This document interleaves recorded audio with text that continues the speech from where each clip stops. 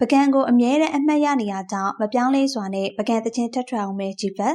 ပရိသတ်တွေအားလုံးပဲမင်္ဂလာပါရှင်ဒေသရှင်လောကမှာဆိုရင်တော့ဒီနောက်ပိုင်းတွေမှာအဆိုတော်တွေလည်းများစွာထွက်ပေါ်လာသလိုတကယ့်ကိုပါရမီပါတဲ့သူတွေကရှားလာပြီးပတ်စံရှိတိုင်းဆိုကျင်တာတွေရှောက်ဆိုပြီးနားဒုက္ခပေးရသူတွေပဲပေါများလာကြတာဖြစ်ပါတယ်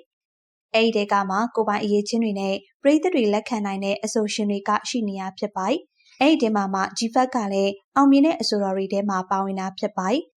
ဂျီဖက်ဟာတချင်းရရတွေအတော်လေးတော်သူတရားဖြစ်ပါတယ်။သူ့ရဲ့တချင်းစာသားတွေဟာအတော်လေးကိုထိမိပြီးတော့ပရိသတ်တွေအကြိုက်တွေ့ကြတာဖြစ်ပါတယ်။ဂျီဖက်တချင်းအစ်စ်ထွက်တိုင်းလဲသူ့ရဲ့တချင်းတွေဟာအတော်လေးပေါက်တာဖြစ်ပါတယ်။ဂျီဖက်ဟာအောက်ခြေကနေတက်လာတဲ့လူဒန်းစားဖြစ်တာကြောင့်လည်းအတော်လေးစူးစမ်းသူဖြစ်ပြီးအောင်မြင်မှုကိုလည်းထိန်းထားနိုင်သူတယောက်ဖြစ်ပါတယ်။ဂျီဖက်ရဲ့တချို့တချင်းတွေဟာသူ့ဘဝနဲ့ရှိပြီးတော့ရေးထားတဲ့တချင်းတွေဘဝအကြောင်းရေးထားတဲ့တချင်းတွေဖြစ်ပြီးအဲ့ဒီတချင်းတွေကလည်းပေါက်တယ်လို့အချစ်တချင်းတွေကလည်းအတော်လေးပေါက်တာဖြစ်ပါတယ်။ဂျီဖက်ဟာအသေးကွဲပြီးနောက်ပိုင်းမှာတချင်းတွေထပ်မထွက်တာဖြစ်ပါတယ်။အခုနောက်ပိုင်းတော့ချစ်သူအစ်စ်လေးရွှေမပုံနဲ့ရှောက်လေရှောက်သွားဖြစ်နေပြီးတချင်းဘက်ကိုတိတ်ကိုအာရုံမရောက်ပဲတချင်းအစ်စ်တွေမထွက်တာကြောင့်သူ့ရဲ့ပရိသတ်တွေကတော့တချင်းအစ်စ်တွေကိုမျှော်နေကြတာဖြစ်ပါတယ်။မျှော်နေသူပရိသတ်တွေအတွက်လည်းသတင်းကောင်းလေးကိုဂျီဖက်ကပြောလာခဲ့ပြီးပဲဖြစ်ပါတယ်။သူ့အနေနဲ့တချင်းအစ်စ်တွေ10ပုတ်လောက်လှုပ်ထားတာရှိပြီးတော့ပရိသတ်တွေကိုပိုကောင်းတဲ့ရတာတွေကိုပေးစွမ်းနိုင်အောင်ပြင်ဆင်နေရကြောင်းအခုချိန်ထိမထွက်ဖြစ်သေးရလို့ဆိုပါတယ်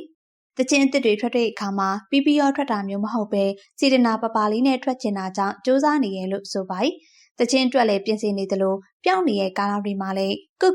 ပြင်ဆင်ပြောင်းလဲနေရလို့ဆိုပါတယ်။အရင်ကတက်ပို့ပြီးတော့ရင့်ကျက်လာတယ်လို့ဆိုပါတယ်။တစ်ကိုင်းဖျားကတချင်းဆိုတဲ့တချင်းလေးလည်းထွက်ဖို့ရှိသလိုပကံအကြောင်းရေးထားတဲ့တချင်းတစ်ပုဒ်လည်းရှိပါတယ်။ပကံအကြောင်းရေးထားတဲ့တခြင်းကတော့သူ့အတွက်အတော်လေးကိုမှအခက်အခဲရှိသလိုတောင်းဝင်လဲကြီးရလို့ဆိုပါတယ်။ပကံတခြင်းကလည်းလွန်ခဲ့တဲ့10နှစ်လောက်ကရေးဆက်ခဲ့တဲ့တခြင်းဖြစ်ပြီးအခုချိန်ထိအောင်ကိုမထွက်နိုင်သေးဘူးလို့ဆိုပါတယ်။လာမယ့်နှစ်သစ်မှာတော့ပကံတခြင်းကိုပြင်ဆင်ပြီးထုတ်ဖို့ရှိပါတယ်။ပကံတခြင်းမထုတ်ဖြင့်လဲတခြားတခြင်းတပုတ်ပုတ်တော့ထုတ်ဖို့ရှိတယ်လို့ဆိုပါတယ်။ပကံအကြောင်းကိုလှုပ်ချင်တာကြပြီးတောင်းဝင်ကြီးလို့မလုပ်ဖြစ်သေးရလွန်ခဲ့တဲ့10နှစ်လောက်ကရေးထားတာဆိုတော့လိုအပ်ချက်တွေလည်းရှိသေးလို့အခုပြန်လဲပြင်ဆင်ပြီးတခြင်းထွက်နိုင်အောင်ကြိုးစားနေရလို့ဆိုပါတယ်။ဂျီဖက်ကတော့ပကံတခြင်းတွေကိုအများဆုံးရေးလေးရှိပြီးတော့ပကံမြေကိုနောက်ခံထားပြီးရိုက်ကူးထားတဲ့ဗီဒီယိုကတော့ဂျီဖက်ပကံမြေကိုအတော်လေးချစ်တာကိုတွေ့ရပါတယ်။တခြင်းရေးဖို့အတွက်စာအုပ်တွေလည်းဖတ်ခဲ့ရသလိုတည်နာလေတဲ့သူတွေကိုလည်းမေးခဲ့ရတယ်လို့ပကံတခြင်းနဲ့ပတ်သက်ပြီးအားစိုက်ထုတ်ထားကြောင်းလည်းပြောလာခဲ့ပါတယ်။ဂျီဖက်ဟာဆိုရင်တော့တခြင်းတွေက